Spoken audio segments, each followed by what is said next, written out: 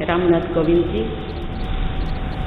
उपराष्ट्रपति श्री एम वेंकैया नायडू जी, प्रधानमंत्री श्री नरेंद्र मोदी जी, लोकसभा के स्पीकर श्री ओम बिरला जी, चीफ जस्टिस एन.वी. रमन्ना जी, सम्मानित सांसदगण, अन्य महानुभावों, देवियों और स्वजनों तथा मेरे प्यारे देशवासियों, सभी को जोहार।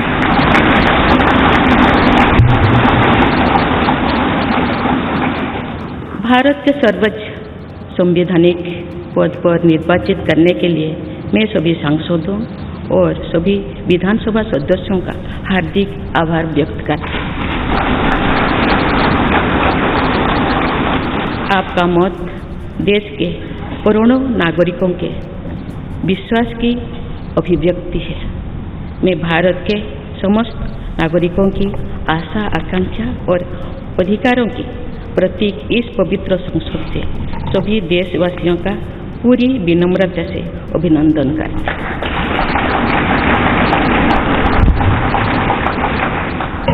आपकी आत्मीयता, आपका विश्वास और आपका सहयोग मेरे लिए इस नए दायित्व का निभाने में मेरी बहुत बड़ी ताकत रही। मुझे राष्ट्रपति के रूप में देश ने एक ऐसे महत्वपूर्ण कालखंड में चुना है जो हम अपनी आज़ादी का अमृत महोत्सव मना रहे हैं।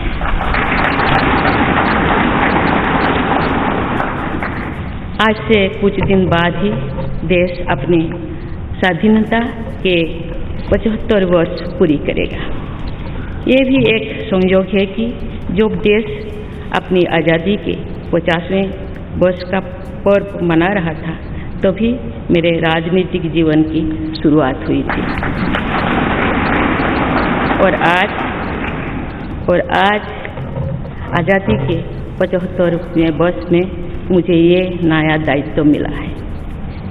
इस ऐतिहासिक समय में जब भारत अगले 25 वर्षों के विजन को हासिल करने के लिए पूरी ऊर्जा से जुटा हुआ है, मुझे ये जिम्मेदारी मिलना मेरा बहुत बड़ा सौभाग्य है।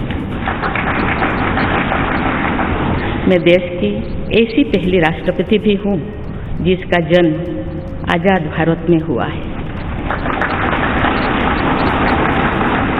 हमारे स्वाधीनता सेनानियों ने आज़ाद हिंदुस्तान के हम नागरिकों से जो अपेक्षाएं की थी, उनकी पूर्ति के लिए इस अमृत काल में हमें तेज गति से काम करना होगा।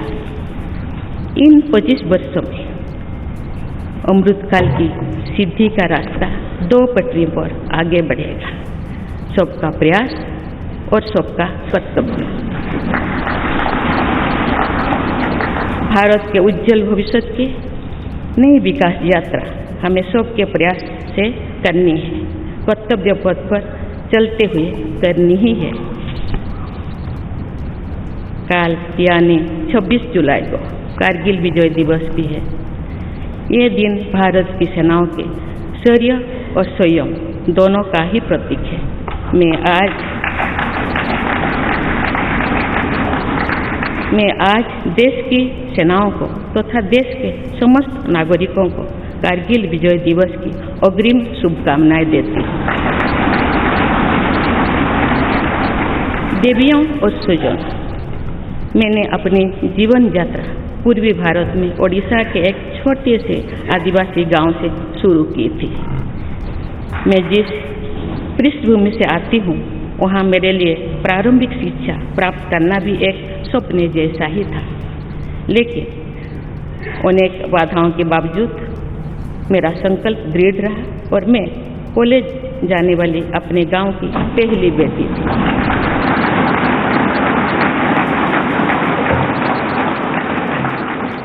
मैं जनजातीय समाज से हूँ और वार्ड काउंसिलर से लेकर भारत की राष्ट्रपति बनने तक का अवसर मुझे मिला है।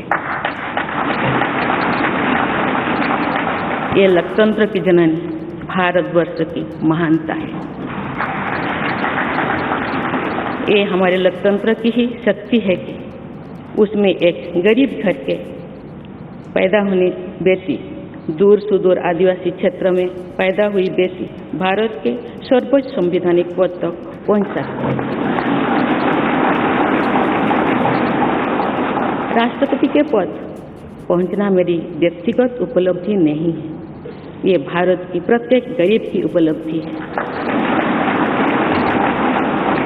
मेरा निर्वाचन इस बात का सबूत है कि भारत में गरीब सपने भी देख सकता है और उन्हें पूरा भी कर सकता है।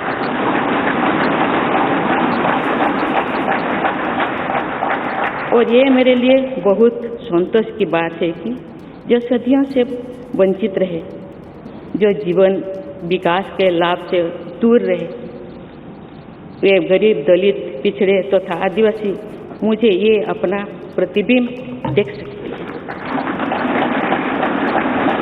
मेरे इस निर्वाचन में देश के गरीब व का आशीर्वाद शामिल है। देश की करोड़ों महिलाओं और बेटियों के सपनों और सामर्थ्य की झलक है। मेरे इस निर्वाचन में पुराने लीग से हटकर नए रास्ते पर चलने वाले भारत के आज के युवाओं का साहस भी शामिल है। ऐसे प्रगतिशील भारत का नेतृत्व करते हुए आज मैं खुद को गौरवान्वित महसूस कर रही हूँ। मैं आज समस्त देशवासियों को, विशेषकर भारत के युवाओं को तथा भारत की महिलाओं को ये विश्वास दिलाती हूँ कि इस पद पर कार्य करते हुए मेरे लिए उनके हित सर्वोपरि होंगे। देवियों और स्वजनों, मेरे सामने भारत के राष्ट्रपति पद की ऐसी महान विरासत है जिसने विश्व में भारतीय लोकतंत्र की प्रतिष्ठा का निरंतर मजबूत किया है। देश के प्रथम राष्ट्रपति डॉक्टर राजेंद्र प्रसाद से लेकर श्री रामनाथ कोविंद जी तक अनेक विभूतियों ने इस पद को सुशोभित किया है। इस पद के साथ साथ देश ने इस महान परंपरा के प्रतिनिधित्व का दायित्व भी मुझे सौंपा है।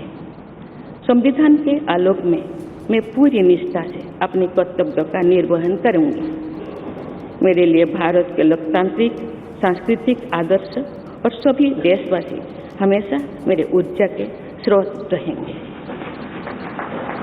देवियों और स्वजनों, हमारे संवैधानिक संग्राम में, स्वाधीनता संग्राम में एक राष्ट्र के तौर पर भारत की नई यात्रा की रूपरेखा तैयार की है।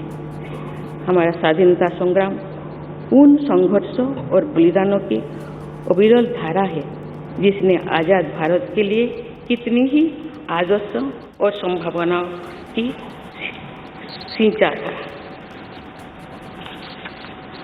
पूज्य बापू ने हमें स्वराज, स्वदेशी, स्वच्छता और सत्याग्रह द्वारा भारत के सांस्कृतिक आदर्शों की स्थापना का मार्ग दिखाया था। नेताजी सुभाष चंद्र बोस, नेहरू जी, सरदार पटेल, बाबा साहेब अम्बेडकर, भगत सिंह, सुखदेव, राजगुरु, चंद्रशेखर आजाद जैसे अनगिनत स्वाधीनता सेनानियों ने हमें राष्ट्र की स्वाभिमान को सर्वोपरि रखने की शिक्षा दी थी। रानी लक्ष्मीबाई, रानी वेलु नाचियार, रानी गाइदिन्लु और रानी चेन्निमा जैसी अनेकों वीरांगनाओं ने राष्ट्र इच्छा और राष्ट्र निर्माण में नारी शक्ति की भूमिका को नई ऊर्जा दी है। संथाल क्रांति, पाइक क्रांति से लेकर कोल क्रांति और भील क्रांति ने स्वतंत्रता संग्राम में आदिवासी योगदान को और सशक्त किया। सामाजिक उत्थान एवं देश प्रेम के लिए धरती आबा भगवान बिरसा मुंडा जी के बलिदान से हमें प्रेरणा मिली थी। मुझे खुशी है कि आज़ादी की लड़ाई में जनजातीय समुदाय के योगदान को समर्पित अनेक म्यूजियम देश भर में बनवाया जा रहा है। देवियों और स्वजनों, एक संसदीय लोकतंत्र के रूप में 75 वर्ष में भारत ने प्रगति के संकल्प को सहभागिता एवं सर्वसम्मति से आगे बढ़ाया है। विविधताओं से भरे अपने देश में हम अनेक भाषा, धर्म, संप्रदाय, खान पान, रहन सहन, रीति रिवाजों का अपनाते हुए एक भारत श्रेष्ठ भारत के निर्माण में सक्रिय है। आज़ादी के 75वें वर्ष के अवसर पर आया है अमृतकाल। भारत के लिए नए संकल्पों का कालखंड है।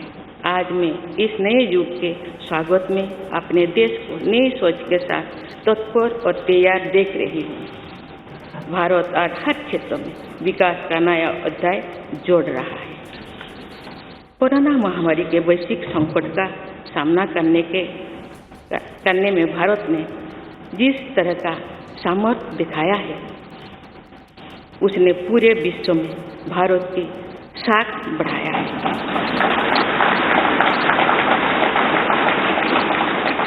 हम हिंदुस्तानियों ने अपने प्रयासों से न सिर्फ इस वैश्विक चुनौती का सामना किया, बल्कि दुनिया के सामने नए मापदंड भी स्थापित किए। कुछ दिन पहले भारत ने कोरोना वैक्सीन की 200 करोड़ डोज लगाने का कीर्तिमान बनाया है। इस पूरी लड़ाई में भारत के लोगों ने जिस संयम, साहस और सहयोग का परिचय दिया, वो एक समाज के रूप में हमारी बढ़ती हुई शक्ति और संवेदनशीलता का प्रतीक है। भारत ने इन मुश्किल हालात में न केवल खुद को संभाला, बल्कि दुनिया की मदद भी की। कोरोना महामारी से बने माहौल में आज दुनिया भारत को नए विश्वास से देख रही है। दुनिया की आर्थिक स्थिरता के लिए, सप्लाई चेन की सुगमता के लिए और वैश्विक शांति के लिए दुनिया को भारत से बहुत उम्मीदें हैं। आगामी महीनों में भारत अपनी अध्यक्षता में G20 ग्रुप की मेजबानी भी करने जा रही है। इसमें दुनिया के 20 बड़े देश भारत की अध्यक्षता में वैश्विक विषयों पर मंथन करेंगे। मुझे विश्वास है भारत में होने वाले इस मंथन से जो निष्कर्ष और नीतियां निर्धारित होंगे, उनसे आने वाले दशकों की दिशा तय होगी। देवियों और स्वजनों, दशकों पहले मुझे रायरंगपुर में श्री अरबिंदो इंटीग्रल स्कूल में शिक्षक के रूप में कार्य करने का अवसर मिला था। कुछ ही दिनों के बाद श्री अरबिंदो जी की 150वीं जन्म जयंती मनाई जाएगी। शिक्षा के बारे में श्री अरबिंदो के विचारों ने मुझे निरंतर प्रेरित किया है।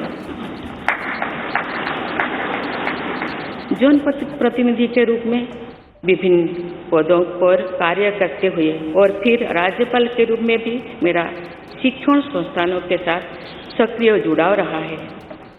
मैंने देश के युवाओं के उत्साह और आत्मबल को करीब से देखा है। हम सभी के श्रद्धेय अटल जी कहा करते थे कि देश के युवा जब आगे बढ़ते हैं तो वे सिर्फ अपने ही भाग्य नहीं बनाते, बल्कि देश का भी भाग्य बनाते हैं।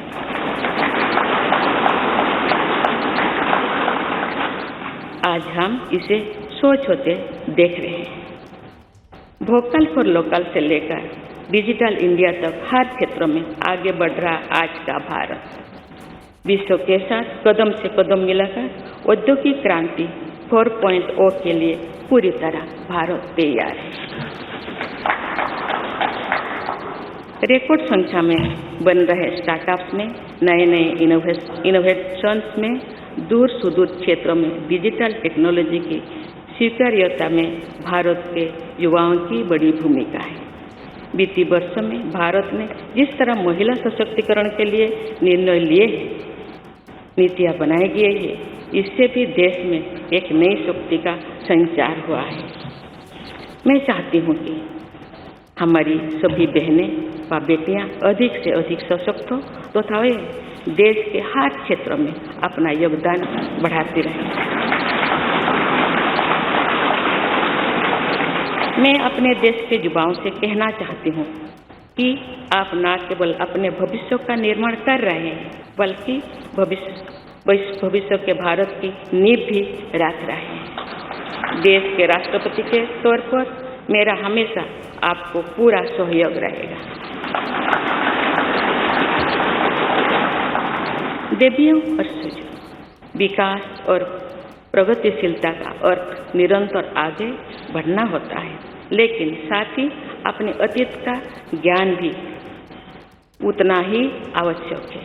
आज जो विश्व सस्टेनेबल प्लैनेट की बात कर रहे हैं तो उसमें भारत की प्राचीन परंपराओं, हमारे अतीत की सस्टेनेबल लाइफस्टाइल की भूमिका और बढ़ जाती है।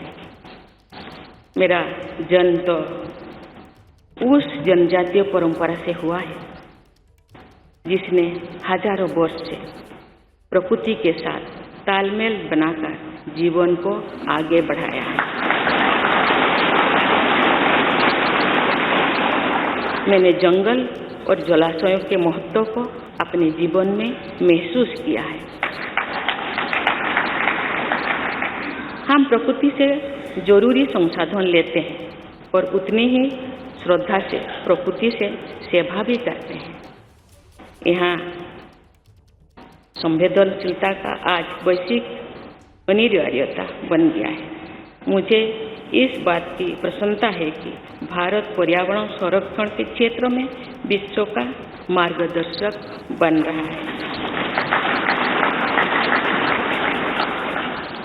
देवियों और स्वजन, मैंने अपने अब तक के जीवन में जौन सेवा में ही जीवन की सार्थकता को अनुभव किया है। श्री जगन्नाथ क्षेत्र के एक प्रख्यात कवि भीम भोई जी की कविता की एक पंक्ति है, मो जीवन पछे नरके पड़ी थाउ जगत उद्धार।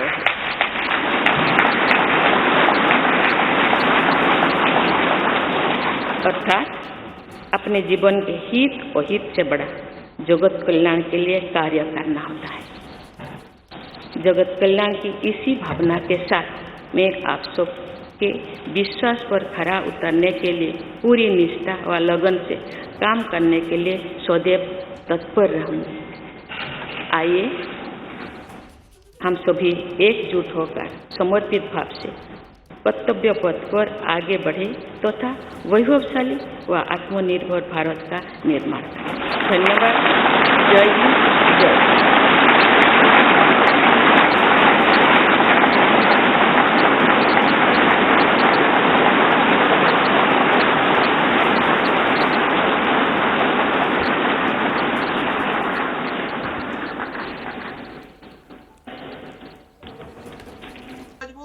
क्या मजबूरी है मेरी, बताइए।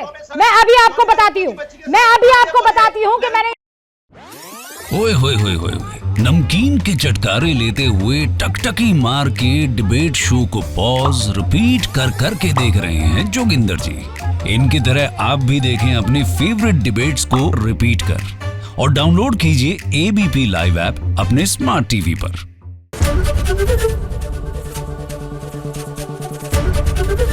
एबीपी न्यूज आपको रखे आगे।